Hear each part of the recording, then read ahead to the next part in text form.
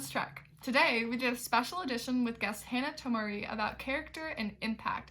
We learned a lot about realization, self-reflection, and everything in between. So if this sounds interesting to you, then keep on watching and let's get into it.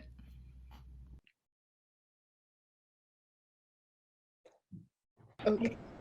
Oh, No, go for it, Jae-Hee. I would like to ask, how do we determine someone's character? Great question. So usually how I would determine someone's character is I don't really like determine it from like what they say, but kind of like what they do. So like their actions. So like people like always say to me, "Oh, I'm a great person. I'm very kind." And then what I see in their actions is that they end up being very mean to someone, or they end up being very just very like self-centered and things like that. So yeah. That's good, Adam. Hey, Hannah. So sorry about that. Just a lot of mix-ups there. Would No. love, yeah. I explained that um, we're having a special session today where you're sharing, 20 minutes or so of something that you prepared and then discussion after. Are you still up for that? Yeah, no, cool. And let me know, can you summarize for me briefly what you guys have discussed so far? Oh, I mean, not too much. We basically just did a word association of the two words character and impact, and I guess yeah, you didn't miss too much basically. No problem. Cool. So what intro does everyone need about me? Did you already run through that, Gary? No, no. Would love for you to give a brief intro of yourself, but everyone's excited about the session today. Great. No, great. And I would love to hear a very brief intro of you guys as well. Or at least you all have your cameras on, right? So I can see your names and faces. Yeah, that's helpful. So my name is Hanna. I am in Toronto, Canada. I'll be in the US next week though, and I'm in the US quite often, as well as in many other countries. I work with Palantir Technologies. It's a big data company. We advise governments and large organizations on big data strategy and how technology and data should serve business outcomes, better data-driven decision making. We got our start from, as you may read in the news if you Google us, after 9/11, the US was really wrestling with the question of how do they find bad people without collecting data on everybody. And kind of one of the problems with why 9/11 was unforeseen, despite there being lots of warning signals in many different areas, was that the FBI and the CIA and all sorts of local police departments, et cetera, all have very, very, very siloed data, and these don't talk to each other very often. Unless there's kind of a specific reason to. So finding kind of mass terror masterminds or any other type of masterminds of bank fraud or anything else requires collaboration, but at the same time, as a civilian, you don't want kind of every law enforcement organization in your country to share data about you with every other law enforcement organization.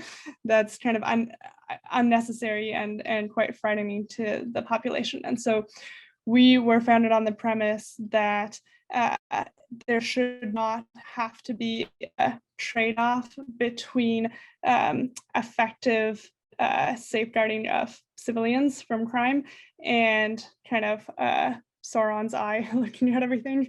There is a way with technology to use technology for good.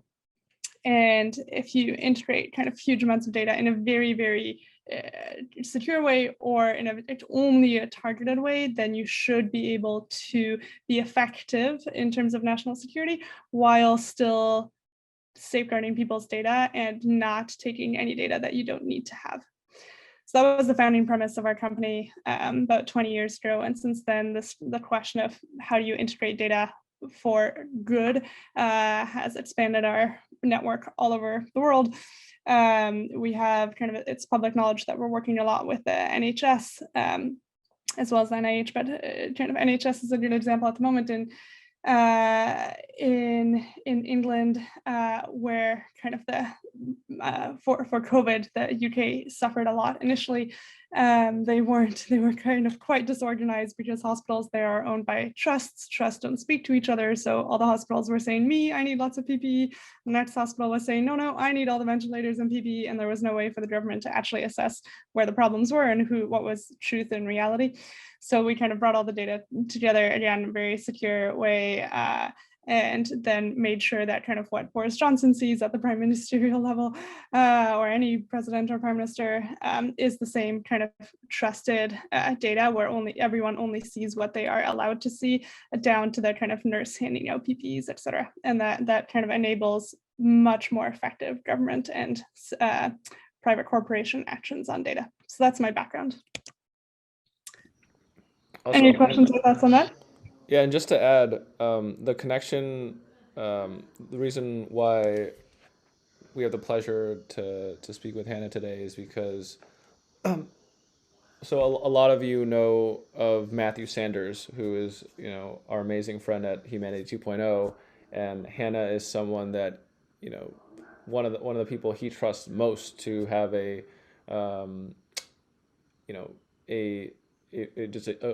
comprehensive and useful perspective on human flourishing at basically every scale, right? So when it comes to leadership development, to community and societal development, Hanna has had just a lot of experience thinking about and working on projects that are deeply relevant to all this. Yeah, no, and not just in the data space. There's all sorts of other things I'm working on. I'm a sailing captain, and I'm working on doing leadership retreats on planning circumnavigation of Europe, the US, Australia, and South America to do leadership retreats for young people on sailboats. Anyway, all sorts of other stuff going on at the moment. Okay. I presume there are too many of you to do kind of a one sentence on who everyone is, right, Gary? Well, we can do a. Everyone can type in the chat maybe where they're calling in from, their age, and I'm visual, so if you don't mind, can we just, there are actually not that many of you. Can we just do a hot potato? okay, sure. Hey, Adam, you start. Call out someone else's name when you're done. I see your name, but where you're calling in from and what you're doing in life, just like 1 or 2 sentences.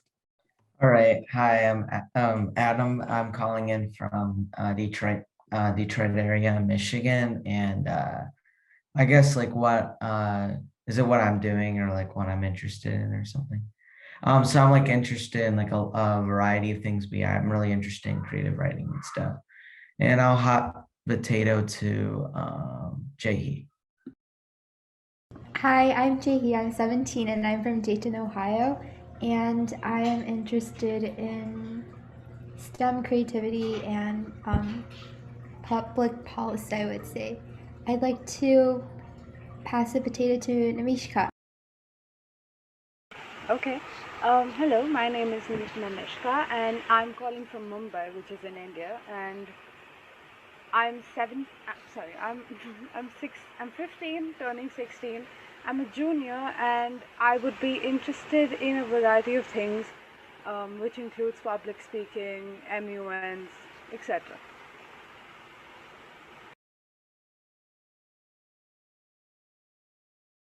And who do you nominate? I'm sorry. Freya, go ahead. Hi, I am Freya. I am also from Mumbai. I am turning 16 this year. And stuff that I'm interested in, I'm interested in psychology and I love reading books and very much into sports. I'll pass it on to Maryam. Hi everyone, my name is Maryam. I'm 17 years old and from the suburbs of Chicago, and a couple of the things that I'm interested in are immigration activism, fashion, and then a lot of interfaith work as well.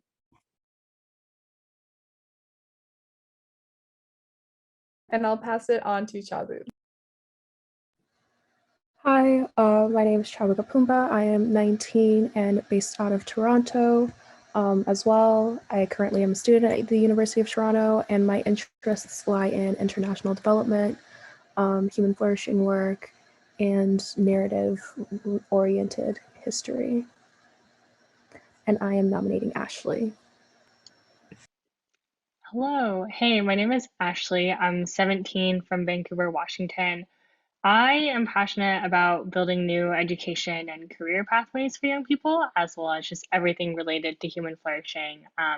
Had the chance to work on Humanity 2.0 stuff through CU. So, yeah, excited to kind of hear what you have to share with us today. And I think everyone is gone, right? Okay.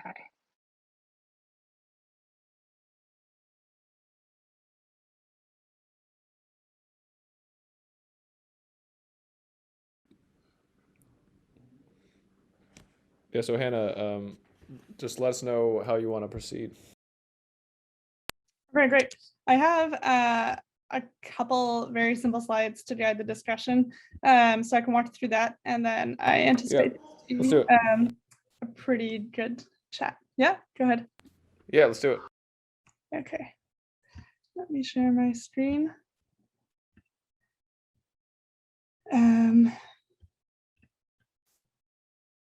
Here you go. Character is the topic of the day today. So what I want to discuss with you guys is you're all bright young people. You want to have impact on society. That's fantastic.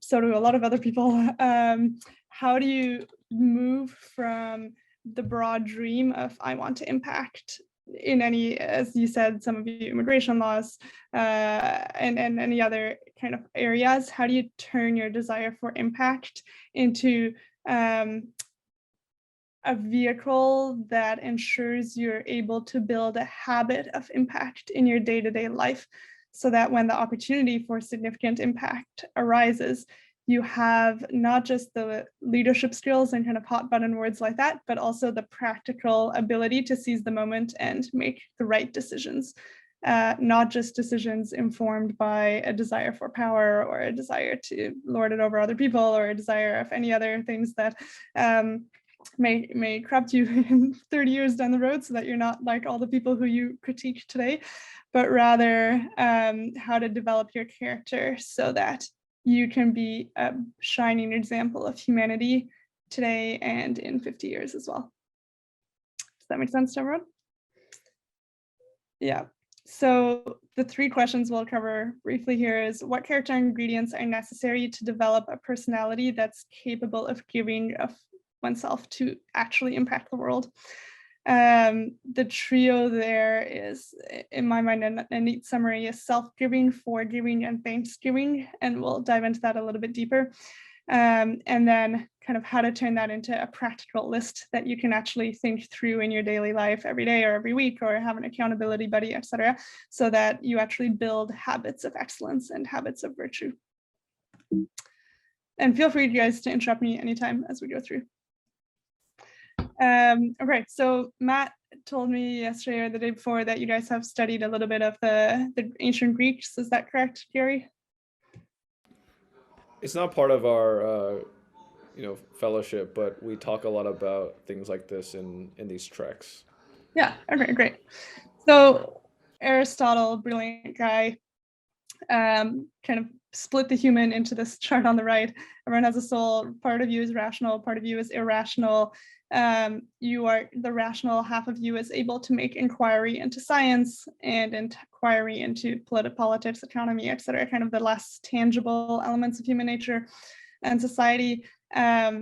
You also have elements of you that are not purely controlled by the will, like that's not just an experiment, where you get hungry, you have appetites, you have desires for material comfort, for food, for emotional fulfillment, all sorts of things. And then kind of there's another level that you don't even think about, like breathing, wanting to walk around, etc. So Aristotle splits these into intellectual virtues and moral virtues, where they exercise different parts of your humanity. Some are excellences of character, such as honesty, fairness, or justice, excellence of the will, and excellence of the mind. Has anyone seen a chart like this before? No? Any thoughts on this? Yeah, let's just pause here for a second. Any thoughts or reflections on this?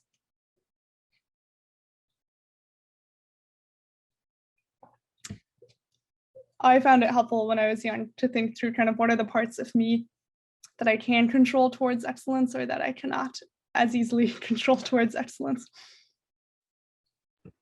I really appreciate how, like, this kind of acts as a tool of understanding things that are a little bit less tangible about us as people, or things that aren't necessarily like equated. For example, inquiry into like the sciences versus inquiry into like politics and economics. They're usually like not put on the same level or valued the same. So I think this is a really cool chart and tool. I think that the interesting piece there, totally agreed with you, is nowadays most people think about inquiring into politics as almost an emotional exercise, like, oh, I like this politician because he looks hot on TV. You know, in Canada, Trudeau was elected partially because of sexy Trudeau hashtags on Facebook. And we think of engaging in society based on feelings. You know, people ask each other, how do you feel about this? What do you feel? Oh, I feel this, etc. Not I think this, whereas actually our engagement with society should be in some ways more similar than it is in current modern culture to how we engage in physics, kind of in a rational, logical manner. I just want to add something here, like just something that you said right now. That when you said that the interactions should be based more on I think and not I feel. But the fact is that for most of us, when we say I think, we're still talking about our emotions and how our emotions are guiding our thoughts. So honestly, if we want like a more practical approach to daily life conversations, no conversations should start with what do you think or what do you feel, more like what do you know, and that would lead to conversations based off of facts. Yeah, that you're tapping into something really key. I would encourage you to do a thought experiment of, not a thought experiment, a real life experiment. Try one day, here's a piece of homework, try one day to start, anytime you are about to say, oh, I feel this about this, or what do you feel like the weather's going to be nice today, like how can you try to replace it with I know it because I looked it up on the weather forecast, or try to replace feel with think or know and see where it gets you. I think you'll find it quite an interesting exercise to kind of take control of your thoughts more. I will. Thank you so much. Oh, great. So what did Aristotle say about feelings and virtues and vices?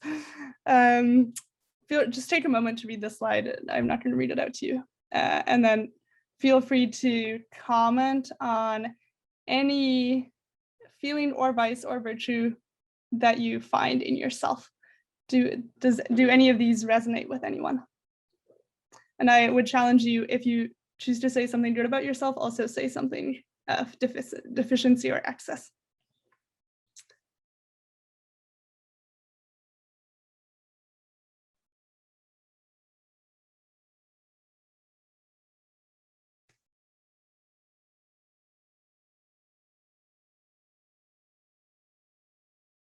So I can go first as an example. I think the one that applies to me most actually is lack of spirit is a deficiency for me. I can be very impatient with people who I don't find kind of quick and who work well, and that can make me occasionally irascible with customers or clients. Tell me, by the way, if you guys don't recognize any of these words or don't know what they mean. Irascibility on the far right basically means irritability. What else is there? Profligacy is kind of giving so much that you're not even counting, and you just give away irrationally. The rest you'll probably understand. Stinginess, just keep being a penny pitcher, keeping everything to yourself. Yeah, so for me, I think it's the lack of spirit, patience, and irascibility that would apply, and therefore that anytime I find I'm impatient with people, I should think back to the virtuous disposition of patience. Anyone else find any of these apply to them?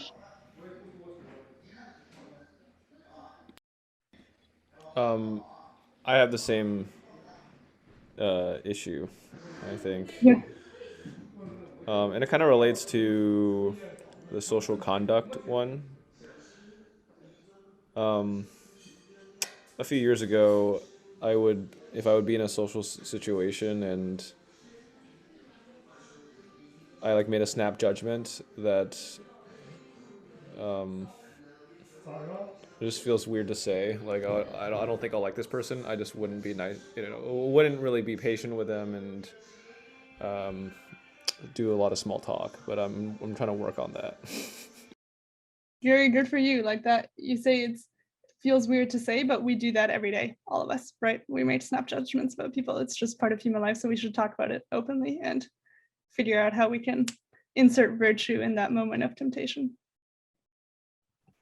I think the one that applies most to me would be like the shame parameter, because I can be really, really shy at times, which leads to people thinking I am actually very introverted, which I'm not.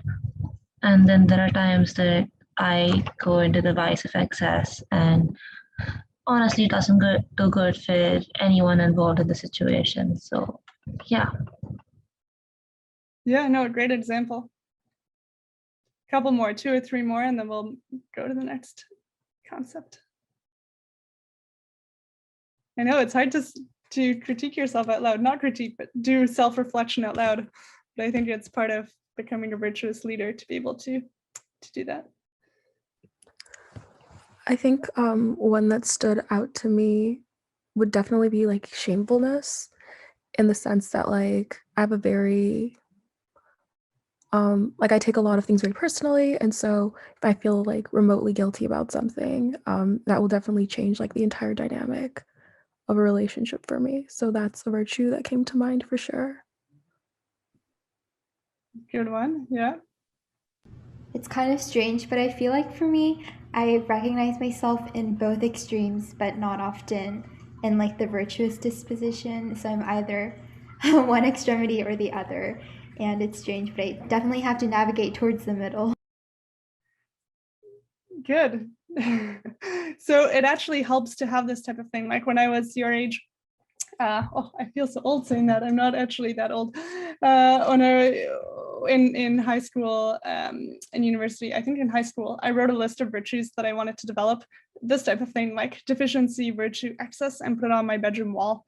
And I would just read it every day. And I'd be like, okay, I used to be incredibly shy when I was 13, 14, 15. So I made a list for myself of like exercises, like on the way to high school every morning, talk to somebody random on the subway, tell them they have a nice hat, tell them their shirt is beautiful, like whatever, totally random. And in 2 months of doing that, I lost my shyness of talking to people. Then like next virtue, patience. Okay, I used to be really impatient with my little brother. So I'd be like, okay, great, what's an exercise for a month that I can do every single day that would help me to develop patience? Boom. And you know, these things actually really, really work. Like if you have a clear list like this and you identify what are the deficiencies or excesses that you have, and you set yourself a task, and especially if you have an accountability to work through it with you, in a few weeks or months, you can have dramatic improvements in your character and your confidence level and your leadership ability.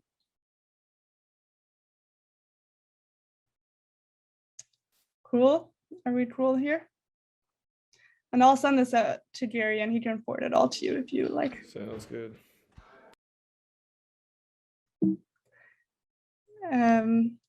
Okay, so I'll include a link for where you can read more about Aristotle, but basically Aristotle tried to put together the ingredients for what are the common characteristics of people who have happy, impactful lives. And these are, I think we won't get through all of these. We can circle back at them if we have more time, but here are a bunch of questions to kind of help think through your own assessment of what are common characteristics across people in your life who you think are happy. And again, this is an exercise I did in high school where there were kind of all the cool kids who did all the partying, etc., drinking, drugs, you name it. And they looked superficially happy, but a lot of them I knew were not actually happy deep inside. Then there were kind of really uncool kids and kind of all sorts of kids in between. And I tried to figure out what are the common characteristics of the very few kids in my high school who could fly above these social cliques and just consistently be confident and happy, no matter whether they were with the cool kids or the uncool kids or another group in between. They were just consistently authentic and themselves and confident and joyful. Kind of what were the common characteristics across them. I would recommend you all to do this type of exercise too. And then again, reflect on yourself and see if you can appropriate for yourself, as in build into your own personality, these common characteristics. Some of them at the top here: who's happy, the hedonist who just purchases things and thinks, if I get the latest cell phone, etc., will I be happy? Or the virtuous individual. What Aristotle found is that character excellence, meaning virtuous character, is actually the single biggest indicator of happiness. And we see that, a lot of the institutions in the world that claim to make you happy actually fail. For example, graduates of Harvard and some of the other big name universities in the US actually have a much higher rate of divorce than graduates of other universities. So there are kind of all sorts of other statistics that show that money doesn't necessarily bring you happiness. Prestigious education doesn't necessarily bring you happiness. Kind of achieving all sorts of other social markers doesn't necessarily bring you happiness. Impact and meaning do bring you happiness, but how do you enable yourself to actually affect impact and not just dream about it? Through hard work. But what are the character developments that you need in order to enable yourself to do hard work? It's a lot of these, right? If you are too impatient to be heard in a room of executives, then you won't get your point across. If you don't have courage to fight a tough battle for green energy or whatever, you name it, against other vested interests, or to fight against corruption, etc., then you won't be effective. If you are spiteful against people who are really envious and waste a bunch of time in your mind being envious, then you won't be respected as a righteous person. So kind of the more you want to have impact on the world, the more absolutely critical it is for you, and myself included, for all of us, anyone who wants to actually have impact on the world, to develop virtue step by step. Does that make sense to you all? Any thoughts or comments there? I thought that the first point reminded me of something my friend Jacob told me about the difference between having versus being. And like having would be like the examples that you gave around the hedonist, and just like claiming something as your own, like a proprietary relationship with it is tremendously different from like actually being something or becoming something, which is like an ever-evolving conversation. And I thought that was such a profound difference to point out. Yeah, you are leading perfectly into the next concept, which is how do you actually develop a personality that is capable of giving and not just receiving stuff.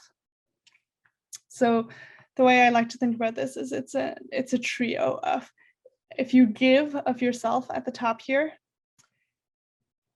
you have to do a couple things. This is kind of a cycle, a virtuous cycle. If you give, you're going to be hurt. Because you give of yourself, you give of your time, people are going to be ungrateful, they won't understand, you'll have dreams, they'll be like, why on earth are you trying to do this? It doesn't make sense. You're trying to do something too big for you, you'll hit walls all the time in life, and you're going to be hurt. So if you're operating from a place of hurt, it's very hard to be self-giving. So a key ingredient to being self-giving is the ability to forgive people who have hurt you. If you can think of folks in your life who kind of harbor a deep resentment, whether it's against a classmate or sibling or family member or whoever, you might notice that it's very hard for them to joyfully give of themselves at the same time. On the other hand, when you give all the time, it becomes quite exhausting, and you need a replenishment, a source of nourishment or replenishment. And the easiest way to do that is to have an attitude of thanksgiving. Kind of the more often you remember and the more broadly you remember all the wonderful things in your life, the wonderful gifts you've been given, your parents, friends, siblings, whatever else, Gary, this whole humanity program, or this whole Civics Unplugged program, the more batteries you'll have to continue your self-giving, even if it's the act of self-giving is thankless. I remember when I was 15, there was an older gentleman who was very active in my community who was like, Hannah, why don't you take on this role and do more and do this and that and lead other youth? And I was telling him, I don't have any more left to give because I feel like I'm already giving of myself so much.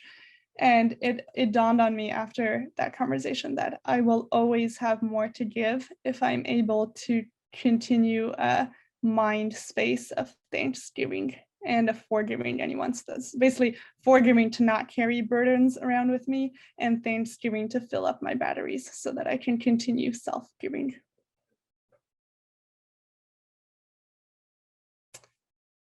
Thoughts here? I think that it's really easy to like look at this triangle in a specific direction. So like to go from self-giving to forgiving to thanksgiving. And so just personally like reflecting on this, sometimes it requires like starting from Thanksgiving, and that'll make it easier for self-giving, or starting from Thanksgiving and moving on to forgiving. It just makes it a little bit more malleable to just like the breadth of experiences that could happen. So it's very cool to see it in this format rather than like a 1, 2, 3 step. It's more like wherever you find yourself. There's 2 options on the best way to go forward.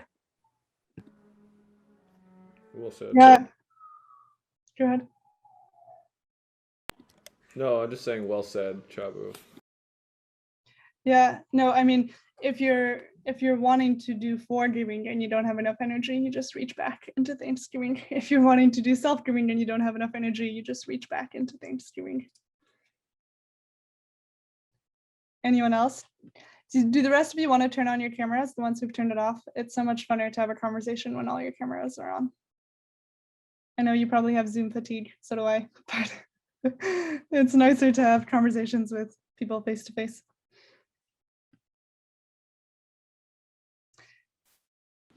Any other thoughts on how this plays out in your own life?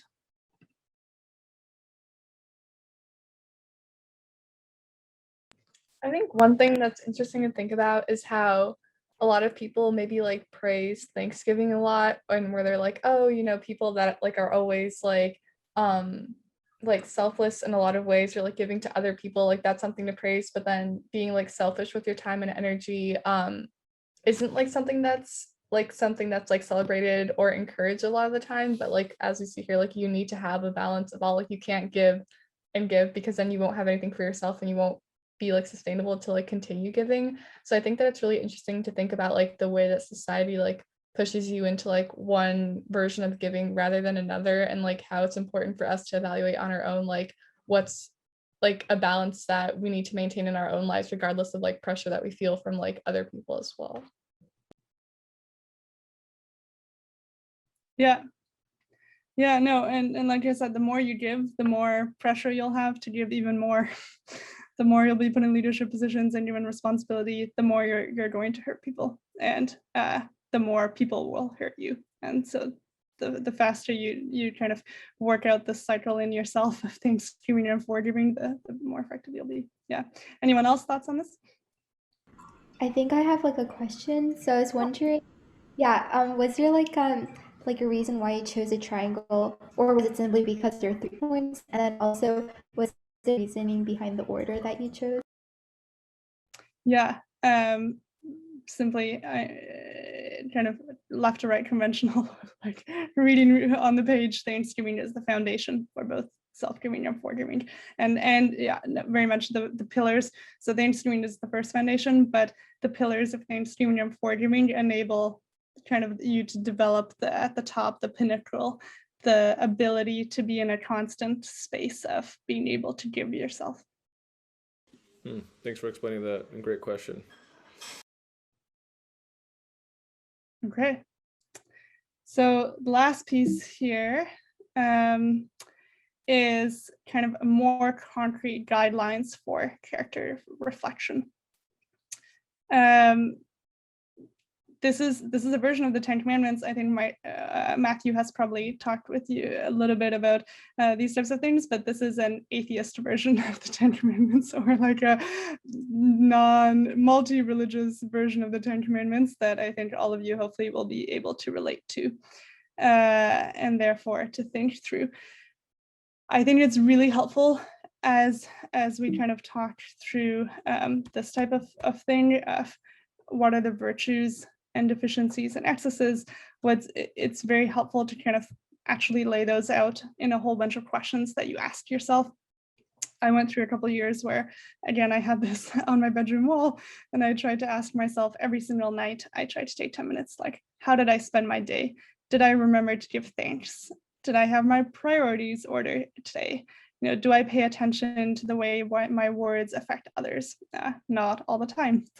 Do I misuse any of the names of God in any religion to express frustration? You know, a lot of people swear with the name of Jesus, but would never swear with the name of Muhammad or Krishna or kind of others.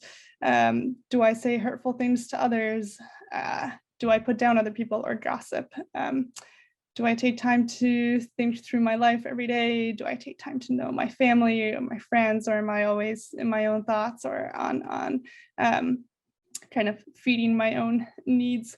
And so on, kind of it goes on, like, do I respect other people? Do I share? Do I cheat? Am I truthful?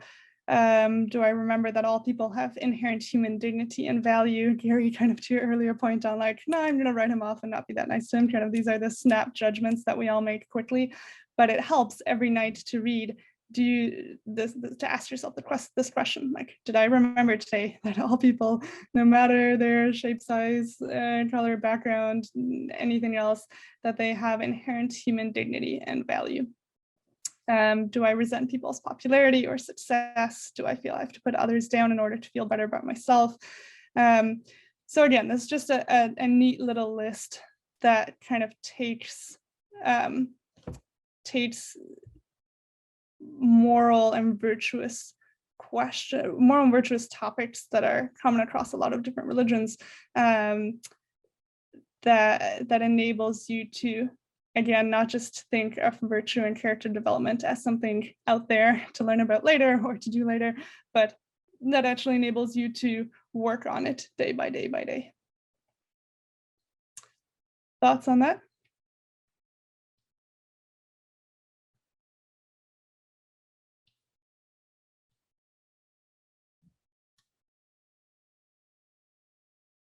I feel like from my experience, there's kind of like this, or at least kind of the system is shaped in a way that encourages like the end justifies the means, and all of these questions that are so important to character kind of get lost along the way. And then compound that to like social norms that have developed to almost like desensitize us to these questions.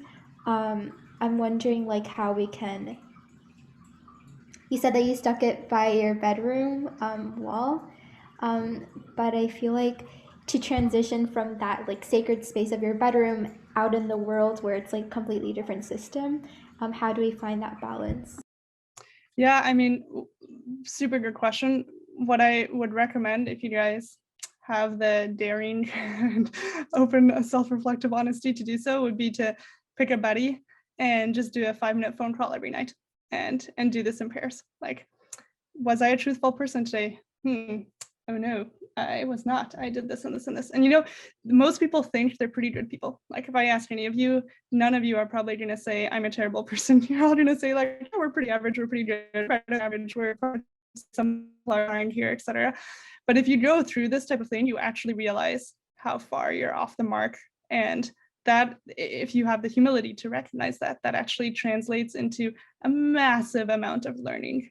Like that just lights a rocket ship under you to be able to, again, become a so much more respected, better respected, trusted leader in the future who can actually have the impact that you want to have in the world.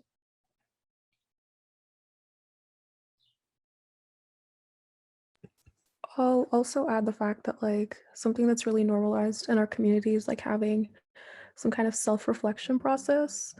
And so just reading through a lot of these questions, they're quite similar to like the questions I make sure to ask myself at the start of every day or at the end of every day.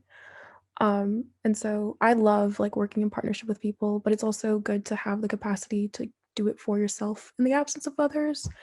And so I feel like that's also a really happy medium. Yeah. No, totally true. I mean, ideally, if you need a buddy, you start with a buddy so that you actually kind of help each other to do this consistently and not just as a one-off fun thing. But you know, buddies change, life happens, you move, you get a new job, whatever. It's very important to build this into a daily thing. Like I've tried to do a version of this every single night for the last 15 years, maybe, or 20 years, and it helps me enormously to be way more effective, like to prioritize my day well, to do my job and spend time with my family and do a whole bunch of nonprofits and like have a very full day joyfully because I go through this every day. And I think not just generically like, oh, how can I improve? Well, I was pretty fine today, no problem. But actually like really, really specifically, you know, did I take more than I need today of someone's time, of someone's energy, you know, like very, yeah, you guys know what I'm talking about. Cool. Do you have like a friend or two that you talk about character regularly with? I do. I've been organizing in Toronto kind of once a month get-togethers or dinners or online sessions for young professionals to hear from senior finance executives or government officials or others about what were kind of character ingredients that made them successful and how did they maintain that through very high pressure environments, etc. Oh, that's super cool. Yeah, I mean, I think this set of questions is just so beautiful, and it, you know, I guess like this is reminding me just the importance of having both like communities of people, but also just like time to be quiet and like reflect, because I think like the world and even our own minds can be such like noisy places, and if you don't think about answers to these questions, the world gives you answers to them and you don't even get to say anymore, right? Like because so many of these questions like around like time or like the way that you treat your family, like society already has narratives that are the default, and so if you don't replace it with something else, then you're kind of just giving up that kind of like sphere of kind of power and influence. I think that's very wise. Yeah. So you said it exactly correctly. Basically, if we go back to here, if we don't think about our engagement with our families, politics, economy, our studies, etc., very specifically and directly and virtuously, our behavior becomes a default half controllable appetite or even automatic.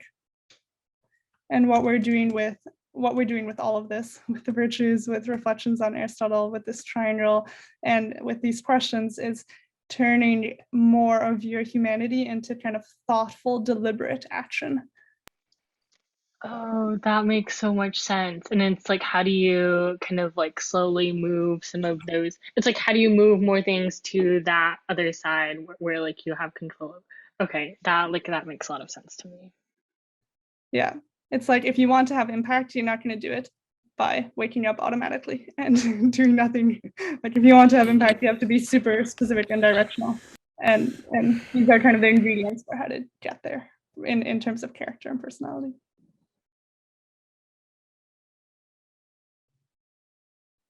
Gary, I see you nodding a lot of thoughts. Well, I mean, I think in this age of AI, we think about what humans are uniquely good at, and we shouldn't just be automatons. Yeah. No, and I mean back to this stuff. A lot, if you look at the history of the world, a lot of good actions that shifted the ability for human communities to flourish required a huge amount of courage and modesty and patience. Like look at Gandhi. Could Gandhi have done anything that he did without courage, modesty, and patience and righteousness? No, right? So this is sorry, I definitely interrupted you there. Is it okay if I ask a question? Yeah, please. Okay. In the past, like we've had conversations around like just feeling like we have multiple selves in the world, like especially since like as students, like I don't know, like I'm a very different person like at school, like when versus like actually at home versus actually at CU. And I feel like I bring a different set. It's like I mean like yes, I am the same person, but I feel like I bring a different set of like values to each space and like I don't know. I just wonder like have you ever had to navigate kind of that? And if so, kind of how did you deal with that? Totally. And I think that's 100% normal. Like you have a different type of bubbly or less bubbly personality at school than professional environment than somewhere else. Like totally normal, I think, for how you come across kind of more superficial personality types to be splintered across a bunch of different social milieus. The key thing though here is that I think that's kind of fine and a normal part of growing up and is mostly okay as long as these characteristics and virtues transcend those personalities. So just because you enter the school environment doesn't mean that kind of in your evening job you wouldn't cheat, but in school you would, or like you lie to your mother but you don't lie to your teacher, or you whatever lie to your friends but not outside of school. Yeah, like that.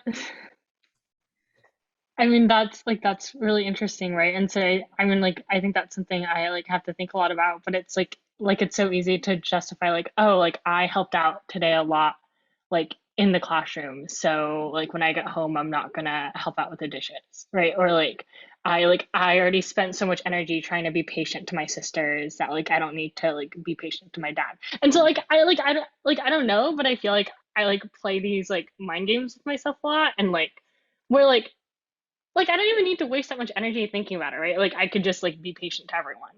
But no, like but see, hold on, that's a trap. You can't be patient to everyone because you're human. Like you're going to fail. that you're flipping from like I was bad to utopia, and that's exactly what this triangle is meant to fix. Like if you find yourself flipping from, oh gosh, I was not patient with my father because I'm too tired and it's the end of the day, well, I should be patient with everyone. Utopia, unreachable. Kind of how do you turn that into practical solution right there in that minute? It's this Thanksgiving bit and the forgiving. Like, do I need to forgive someone who required too much of my patience today, maybe? And do I need to say a word of thanksgiving in my mind of like, thank you, dear God, or if you don't believe in God, thank you, life, for giving me such a good father who actually cares for me and to approach me to ask me how my day was or whatever. okay, that does make sense. I have like a really specific question that kind of came to mind when we were looking at almost like the different qualities of virtues. And when it comes to like even the phrase virtue or what specifically stood out to me, which I can't find right now, which is fine, but just like being very virtuous has a connotation of almost like falling into the mental trap of like thinking you're above other people. And so I know like for me personally, a really something that's like really important to me that I love to keep at the forefront of the fact is that like, yes, I'm invested in this, and like, yes, I spend a lot of time thinking about my own self-development. But that does like by no means or stretch of imagination would I ever consider myself like better than someone who doesn't spend any time doing any of those things at all. And just thinking about like the self-development of someone who would want to put themselves in leadership positions, I feel like that's also something that needs to be prevented. Like the idea of like, oh, I'm in this place of power, or like putting yourself mentally in a place of power. And so just thinking about like the active role and contribution of having your own ecosystem of humility, like what does that look like? How do you maintain it? Because Such a good point. Mm-hmm. Just like thinking like, oh, like of course I want to be virtuous and do all these things, but I also don't, it's really hard to like be humble and also not like diminish your added value at the same time. For sure. And I struggled with this a lot. I won a lot of scholarships in university, and every time I had to write down on my profile of like what are all the good things about me to win the next scholarship, because I had to pay for university myself. My parents didn't pay for university. I would be like, so should I boast and write down all these things? Like, I need the money to pay for university, but I don't want to self-praise myself by writing all these things in the scholarship applications. I totally hear you. That's why I think it's important to follow up on these and read a little bit online about these virtues, because humility, for example, is what you said at the end. It's false humility is like, oh, I'm terrible, I can't do anything, and then you'll just be ineffective. False humility is also like, hey, I'm the best at this, and therefore I should do it all the time. Like, true humility is knowing where your limits are and knowing where you're good at. In Palantir, the company that I work with, we can give a 25-year-old responsibility for like a $10 million project, no problem. The key differentiator of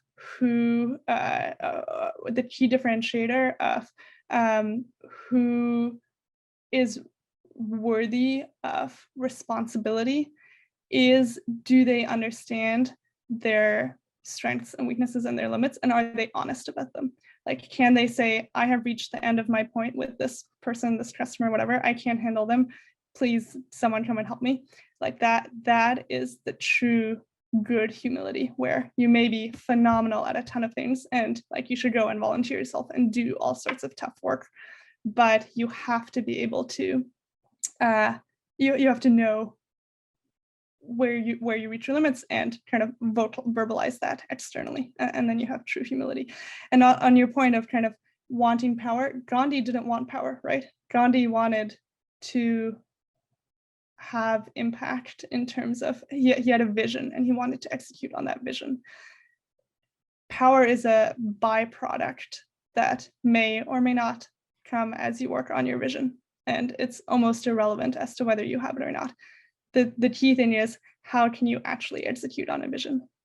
And that's why we're talking about kind of character, to enable you to have the courage and the fortitude and the follow through and the humility and the patience, etc., to follow through with a vision, any vision, regardless of whether or not power does or does not come, or any other things that society tells you is good but actually makes life harder, does or does not come.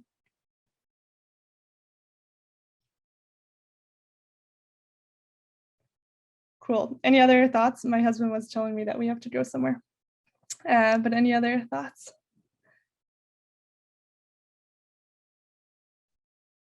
Nope. Well, just one thought. Can you go back to the triangle? I think this is a really amazing framework. When did you develop this? Yeah, I am Catholic, and I heard it preached at a mass, at a like Sunday Holy Mass, recently, or a while ago. Anyway, I don't remember exactly when, but I was like, boom, that's exactly, like, if you want to summarize the teaching of the Bible, and for any of you who aren't religious, of many other faith systems too, it's like, this is the crux of how do you give of yourself. You know, I believe God created us as beings who are meant to do good in this world that needs so much help. How can you maximally be a channel for goodness in the world and for positive impact, etc.? It's by being able to give yourself. And how do you replenish it? You know, again, from a Christian perspective, in the Bible, Jesus says, forgive. And the apostles are like, what do you mean forgive? Like, I forgave my brother 7 times. Do I need to do any more than that? He keeps being horrible to me. And Jesus is like, nope, forgive 77 times. And, you know, and what is prayer? Prayer is just thanksgiving. It's like, that's the foundation for everything.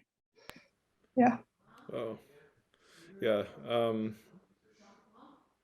So I was thinking about how this obviously applies at the individual level, but on like a community or societal level, it also applies. And I just feel like a lot of countries probably suffer from this, but we, I think we're suffering on all dimensions right now in America. Like I think different groups are thankful for different things, but I think we should. It's almost like based on your ideology, you're thankful for a certain small number of things, and you totally ignore other things that you might want to be thankful for, or you're willing to be of service for a certain group of people, but not for all people, and you're willing to forgive a certain number of people, but not all people, right? We've all sinned. We've all, our identity group has done a lot. every identity group has done a lot of bad things. Gary, I'm pulling up something here. Can you see this? This is a very interesting website. You guys should check it out. It's a group who tries to get Democrats and Republicans to talk to each other. And it's exactly, hold on, not our story, but the actual website. 1 second. I was going to kind of close with you guys should take a look at this. Hold on, where is the problem? Yeah. This is what happens, kind of, wait, I'm gonna stop sharing my screen for 1 second and find the right, there's this great image of people doing exactly what you just said, Gary, like considering themselves being super righteous within their own worldview and hating everyone else. And this is exactly what needs to improve, but the only way to improve that is to be self-reflective first. It's like, be the change you want to see in the world. 100%, love it. Okay, what I want to hear from all of you is, or from any of you is, can you each or a bunch of you summarize what is your take-home message? Like, what will you change in your life today or in the next week, or what will you action on based on our conversation today?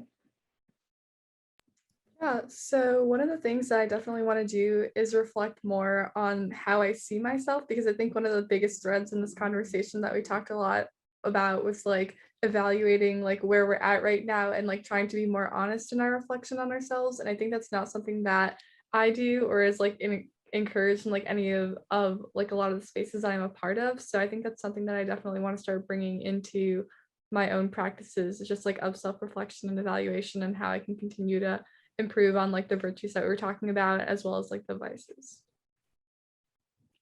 I think one of the things I want to really change is the fact that where I want to be, or like the kind of person I want to be, because just the fact that I have one set vision does not allow like a lot of room for improvement or change. So, to keep evaluating and changing it as I see fit on not a daily basis, but yes, regularly enough. For me, I guess what I'm taking out of this is to like, I guess like kind of evaluate myself and where I am, because usually I'm like, oh, I'm doing really good right now. In reality, I'm usually doing pretty bad, and to kind of like not really have like think about like my flaws, not just not just like the good things about myself, but also the bad things so I can improve on them in my character and stuff, and always be improving myself too. So sometimes I like get into like a rut with that. I'm like, I'm fine right now. I don't need to keep on improving, but I think you always need to improve yourself. So yeah, dream big, which means improvement. Yeah. Yeah. Sorry, Chabu, go ahead. No, you can go ahead, Ashley. Okay. I'm literally taking so much away from this call. But I think one of the biggest things is that I think there's like just this false, I mean, like, I think a lot of times, like, when people talk about like virtues, it's like either you are like totally not a virtuous person, or like you're an incredibly virtuous person, and it's like just this like false dichotomy. But I think like the triangle like was so helpful in just showing that, like there are some really tangible and practical ways that people can like apply these ideas in their lives. And like it's not like, oh, like you immediately become like this perfect person and you'll like probably never get there. But like I think it's a lot more empowering to know that like forgiving and Thanksgiving are things that you can do. So I'm planning to do that and just try to practice that a bit more. And then also just start doing those daily reflections. Jae-Hee and Adam, totally hitting you up there, but yeah. I think like everyone here, there's just like such a massive appreciation for the visual of the triangle.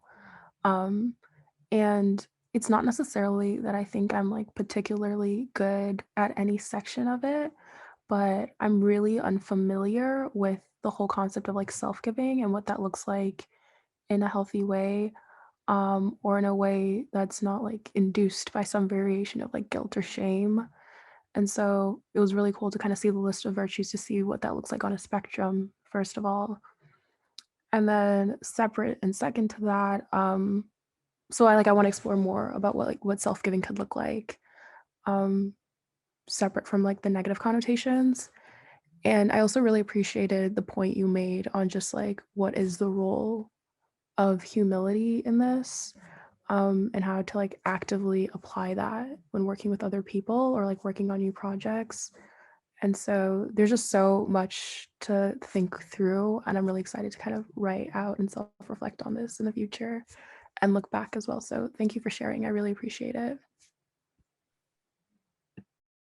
Well, I'm glad.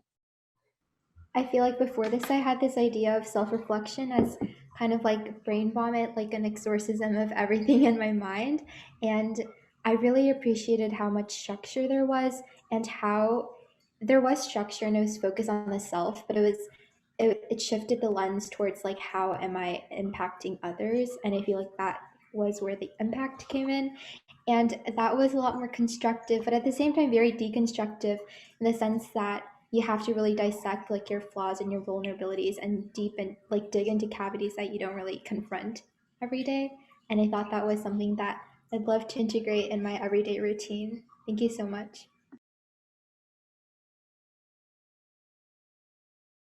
Great. Okay. Last call. Otherwise, I'm going to step out. It was awesome to see you all self-reflecting real time, even if you were put on the spot. The shows me that that gives me a lot of hope that you're really capable of developing kind of into a fully flourishing human, so that you can enable societal flourishing too. Yeah, this is wonderful, Hannah. Thank you so much for your time, and sorry again for the mix-up in the beginning. But No this problem. this was such an awesome session, and personally, I'm inspired to think about how do we do more programming around character. Yeah, let's This talk is about awesome. it. Cool. Great. All Cheers, right. everyone. Have a good Bye. night. Yeah. See ya. Bye.